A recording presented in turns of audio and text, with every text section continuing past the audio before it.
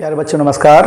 आज हम बात करेंगे क्लास 10 चैप्टर के एनसीईआरटी के क्लास 10 चैप्टर से। ठीक है, चैप्टर नंबर 6 जो त्रिभुज है उसकी प्रमेय नंबर 6.9। ठीक है, ये अंतिम प्रमेय है इस चैप्टर की और मैं आपको सारी प्रमेय लगभग अब बता चुका हूं। इस प्रमेय में जो ये प्रमेय है वो 6.8 का विलोम है। ठीक है ना, 6.8 जो पाइथागोरस प्रमेय थी उसका ये आपका विलोम है। विलोम का मतलब वहां पर क्या था, कह रहा था कि यदि किसी समकोण त्रिभुज है ना, समकोण त्रिभुज दिया होता था तो समकोण त्रिभुज में कर्ण पर बना वर्ग शेष दो भुजाओं पर बने वर्गों के योग के बराबर होता है, उसने ये बात कही थी।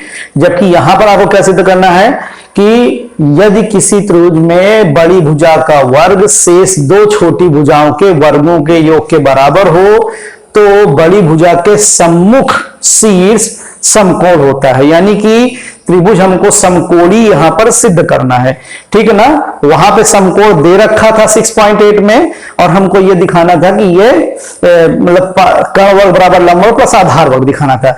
जबकि यहां पर क्या बोल रहा, कोई एक त्रिभुज है जिसकी बड़ी भुजा का वर्ग शेष दो छोटी भुजाओं के वर्गों के योग के बराबर है, तो हमको ये बात दिखानी है यहां पे कि दोनों जो बड़ी भुजा है उसके सामने का कोण 90 अंश है। ठीक है ना, तो ये पाइथागोरस प्रमेय का विलोम है। फिर थ्योरम नंबर 6.9 साधारण प्रतिक्रिया कंफर्म हो गई आपको। अब चलते हैं, दिया है फिर सिद्ध करना है और फिर उत्पत्ति में। ठीक है ना, तो यहां पर देखिए एक आपको समकोण त्रिभुज मान लीजिए जैसे कि दे दिया गया ये एबीसी कोई एक समकोण त्रिभुज है जिसमें AC square equal to AB square plus BC square, इतनी बात आपको दे दी गई है ना।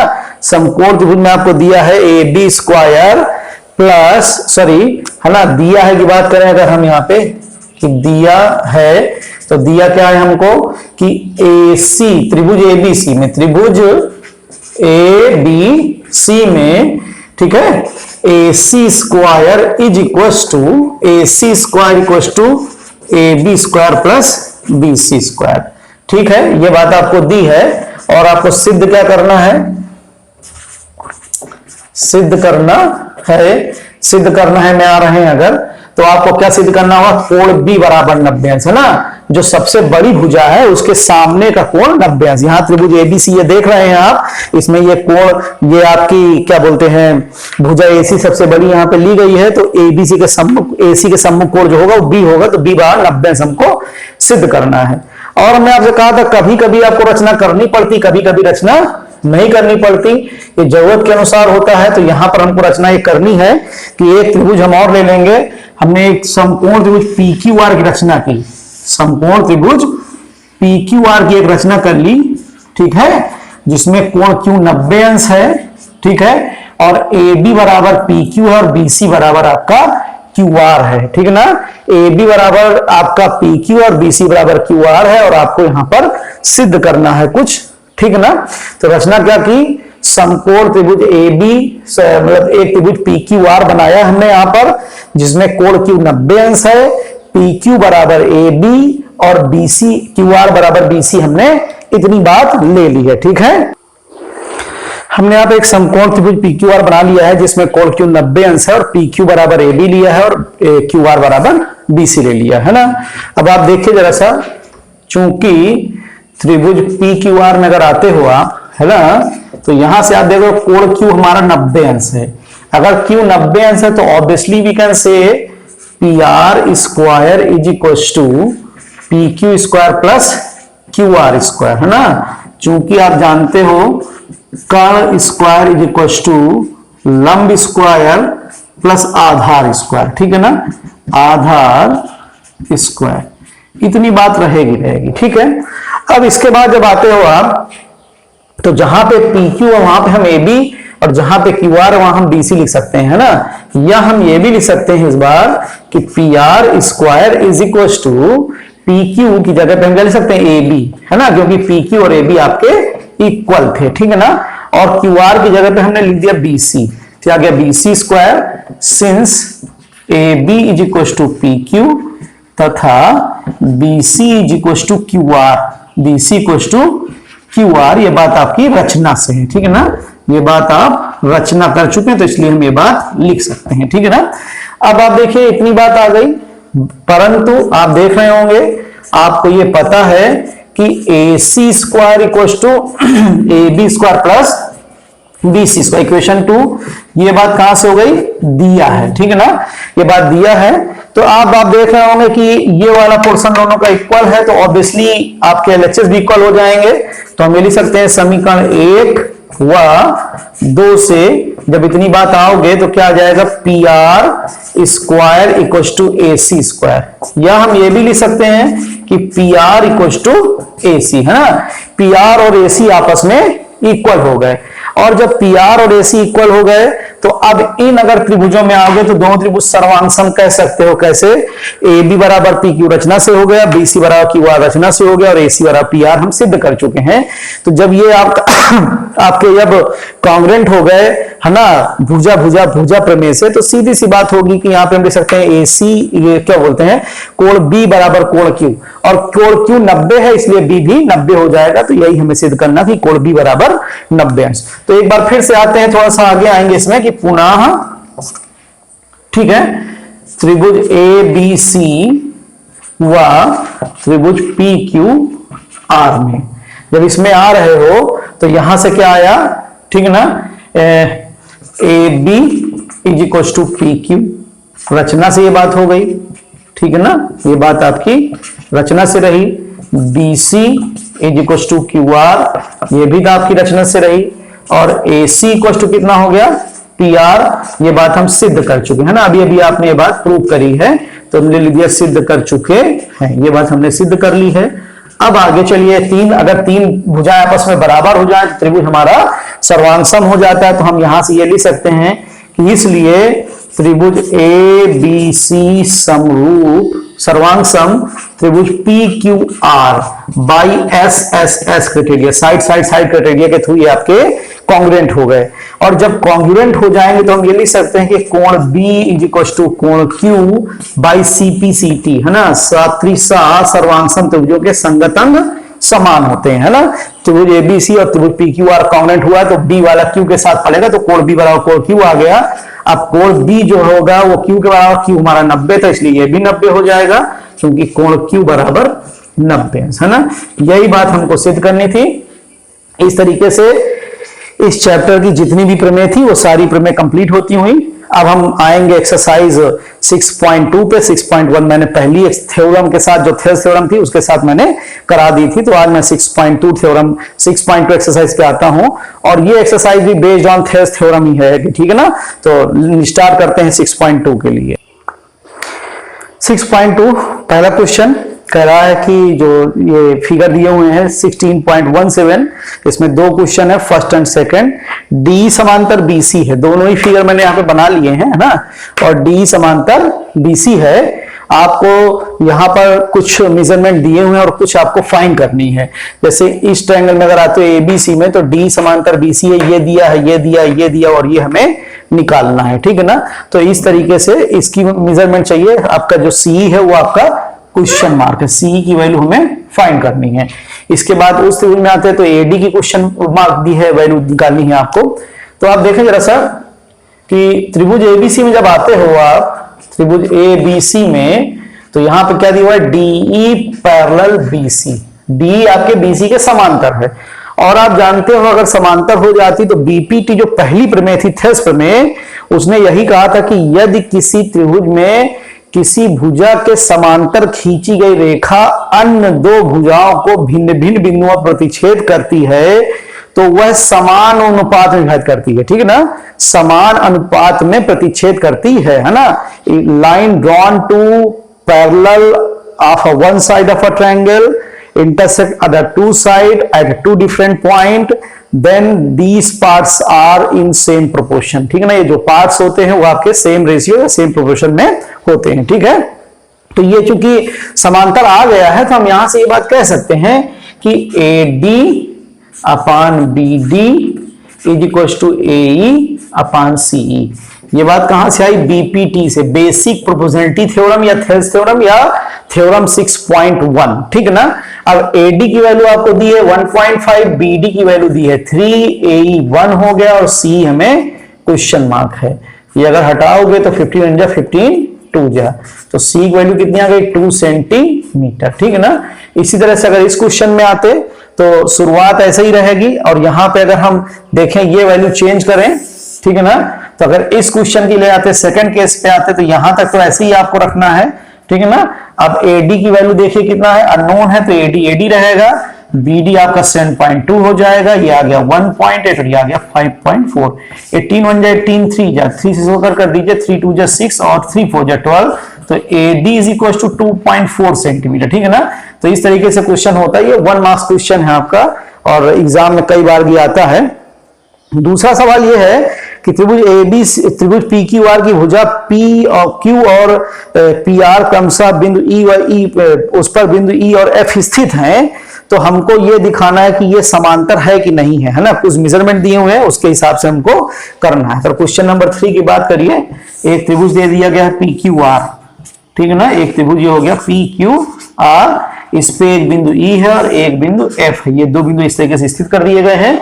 स्थित करने के बाद यहाँ पे आपको कुछ मेजरमेंट दी हुई है। P आपका 3.9 है, ठीक है ना, P इक्वल टू 3.9 सेंटीमीटर, ये आपका 3 सेंटीमीटर है। PF की बात करिए तो PF दिया हुआ है आपको 3.6 सेंटीमीटर, और ये दिया है 2.4 सेंटीमीटर, ये 3.6 सेंटीमीटर, ये 2.4 सेंटीमीटर।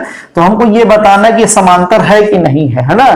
तो यहां पर हम कन्वर्स ऑफ बीपीटी थ्योरम का इस्तेमाल करना चाहेंगे। कन्वर्स ऑफ बीपीटी का मतलब क्या होगा कि अगर अनुपात बराबर आ जाएगा तो हम कह सकते हैं रेखा, ये जो रेखा EF होगी वो QR के समांतर होगी। तो यहां पे हम क्या करेंगे, PE अपान QE निकालेंगे और PF अपान RF निकालेंगे, ठीक है ना। PE upon QE and PF upon RF जब निकल आएगा, और अगर ये बाई चांस इक्वल आएगा, ठीक है ना, इक्वल होना ही चाहिए, अगर इक्वल आएगा रेशियो तभी ये समांतर होगा, अदरवाइज ये समांतर नहीं होगा, ठीक है ना। तो यहां पर हम पहले यहां से क्या करते हैं कि PE अपान QE निकालते हैं, तो दिस इज 3.9 अपान 3 पॉइंट हटा दीजिए 0, तो 13/10 आ जाएगा ये। जबकि आप यहां से अगर PF अपान, ठीक है, RF निकालोगे तो PF अपान RF में कितना हो जाएगा, 3.6 अपान 2.4, ठीक है ना। जब इसको आप कैलकुलेट करते हो तो 12 1 जा 12 2 जा 12 3 जा, तो दिस विल बी 3/2। आप देख रहे हो ये 13/10 है, 3/2 ये आपस में इक्वल नहीं है, तो लिख देंगे चूंकि PE upon QE is not equal to, ठीक है ना, इक्वल नहीं है, नॉट इक्वल टू कितना हो रहा है, ठीक है, PF अपान RF, ये इक्वल नहीं है। तो इसलिए हम लिख सकते हैं कि EF is not parallel to, EF जो होगी वो पैरेलल नहीं है QR के। अगर ये रेशियो इक्वल आ जाएगा तो लाइंस पैरेलल हो जाएंगी, अगर रेशियो इक्वल नहीं आएगा तो लाइंस पैरेलल नहीं होंगी, ठीक है ना। तो यहां पे जब आते हो इस क्वेश्चन में, तो ये इन दोनों का रेशियो भी इक्वल नहीं आता है ना। जबकि इसी का एक क्वेश्चन और है, इस बार PE 4 है, QE आपका 4.5 है, PE आपका 4, वैल्यूज चेंज हो रही है, ये वाली वैल्यू 4 हो गई है ना, और QE की वैल्यू आपकी 4.5 है, ठीक। इसके बाद PF 8 है और ये 9 है, PF आपकी 8 है यहां पर वैल्यू, और ये वाली वैल्यू आपकी 9 है। अब आप देखिए जरा सा, PE अपान QE निकालोगे तो 4 अपान 4.5 लिखना पड़ेगा, ठीक है। तो 4 अपान 4.5, अगर ये हटा दें 0 तो पॉइंट हटा के तो 5 से कट करिए, 5 8 जा 5 9 जा, ये आ गया। जबकि PF अपान अगर RF फाइंड करें तो दिस इज 8/9 पहले से ही गिवन है। अब जब देख रहे हैं तो ये दोनों पोर्शन इस बार क्या हो गए, इक्वल हो गए, है ना। अब ये चीज इक्वल हो गई, और जब इक्वल हो गई तो सीधी सी बात, ये रेखाएं भी आपस में समांतर हो जाएंगी। लिख सकते हो converse of BPT, converse of BPT, basic proportionality theorem का कन्वर्स हो गया ये। तो इस तरीके से क्वेश्चन नंबर 3 आपका होता हुआ, ठीक है ना। अब हम बात करेंगे क्वेश्चन नंबर 4 के लिए, ठीक है। तो जरा सा फिगर ड्रा करते हैं, इसके बाद क्वेश्चन नंबर 4 पे आते हैं, ठीक है। क्वेश्चन नंबर 3, त्रिभुज एक दिया हुआ है आपको ABC, है ना, और AC इसका ज्वाइन करे गए हैं, ये एक चतुर्भुज है ABCD, और AC इसका विकर्ण, इस पर कोई बिंदु L दिया हुआ है इस प्रकार कि LM पैरेलल टू BC है और LN पैरेलल टू CD है। तो आपको यहाँ पे प्रूव करना है AM upon BM equal to AN upon DN, ठीक है ना। बहुत आसान सा क्वेश्चन है। तो पहले जो ये लगेगा तो सबसे पहले गिवन आएगा, गिवन के बाद टू प्रूफ, फिर है ना प्रूफ, और जरूरत पड़ती है तो उसमें हम रचना भी कर लेते हैं, ठीक है ना। तो अगर हम बात करें गिवन की, जो हमको दी हुई बातें, तो वो क्या बातें दे रहा है, है ना, कि क्वाड्रिलेटरल ABCD दिया है एक ठो, ठीक है ना। इसमें आपको दिया हुआ है LM पैरेलल टू BC और LN पैरेलल टू CD, इतनी बात आपको दी है, ठीक है। टू प्रूव क्या है आपके लिए, जो सिद्ध करना है वो AM upon BN is equal to BM is equal to AN upon DN, ये बात हमको प्रूफ करनी है। अब रचना की आवश्यकता होती तो करते हैं, लेकिन यहाँ पे कोई आवश्यकता फिलहाल रचना की नहीं है। बहुत ही आसान क्वेश्चन है, 2 बार कल BPT लगानी होगी आपको, और 2 बार BPT में देखिएगा। पहले आते हैं एक बार त्रिभुज ABC में LM पैरेलल टू BC है तो AM upon BM equal to आएगा AL upon CL by the BPT। फिर एक बार इस त्रिभुज में आ जाओगे तो ये फिर इसके समांतर है तो AN upon DN equal to AL upon CL आ जाएगा। और अब जब देख रहे हैं दोनों इक्वेशन को हम कंबाइंड कर दें तो कंबाइंड करने पर ऑब्वियसली क्या आ जाएगा, AM upon BM equal to AN upon DN, इतनी बात हमारी यहां से आ जाएगी, ठीक है ना। तो हम चलते हैं, लेते हैं सबसे पहले त्रिभुज ABC में। त्रिभुज ABC में देख रहे हैं कि BC समांतर ML, ये बात आपको दे दी गई है, तो इसलिए क्या हो जाएगा, AM upon BM is equal to AL upon CL। Equation first हो गया BPT से, ये बात कहां से आएगी, BPT बेसिक प्रोपोर्शनैलिटी थ्योरम से, ठीक है ना।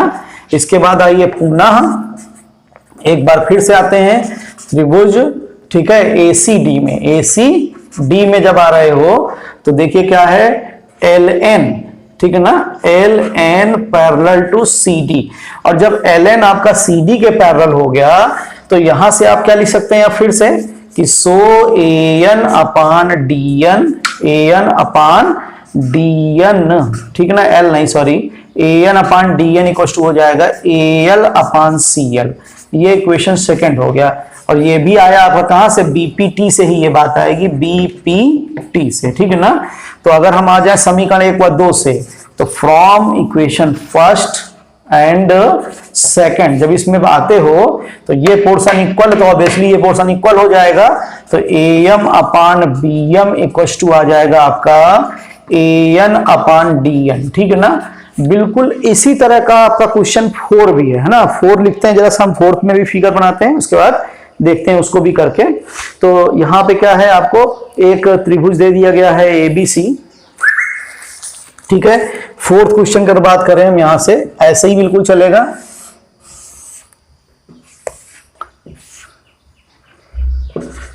ABC एक त्रिभुज दिया हुआ है, ठीक है ना, और उसके बाद जैसे कोई एक रेखा ज्वाइन कर दी गई है, ये E हो रही है, ठीक है ना।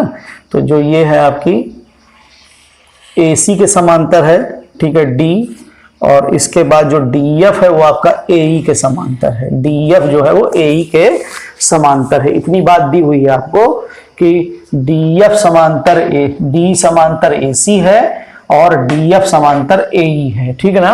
और आपको सिद्ध करके लाना है यहाँ पे BF अपान EF, क्या प्रूव करना है यहाँ पे, टू प्रूव की बात करें अगर, ठीक है ना, तो BF upon EF equal to prove करना है BE अपान CE, ठीक है ना, BE upon CE, BE upon CE। तो बिल्कुल ऐसे ही क्वेश्चन चलेगा, ये ध्यान दीजिएगा, जैसे ये करे हो इसी तरह से करेंगे, है ना। तो एक बार आ जाएंगे इन ट्रायंगल ABE में, DF समांतर AE है तो BD upon AD equal to BF upon EF हो जाएगा, इक्वेशन फर्स्ट हो जाएगा। दोबारा में आएंगे इन ट्रायंगल ABC, तो D समांतर AC हो गई तो BD upon AD equal to B upon C हो जाएगा।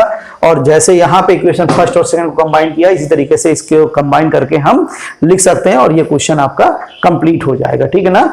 कुछ नहीं करना होगा, एक बार आएंगे, ठीक है। क्वेश्चन 4 कर रहे थे त्रिभुज AEB में, त्रिभुज AEB में जैसे ही आओगे तो यहां पर क्या हो जाएगा, DF समांतर AE, ठीक है ना, AE समांतर DF, ये बात आपको कहां से दी हुई है, ठीक है, DF, ये बात आपको दिया है, ठीक है ना।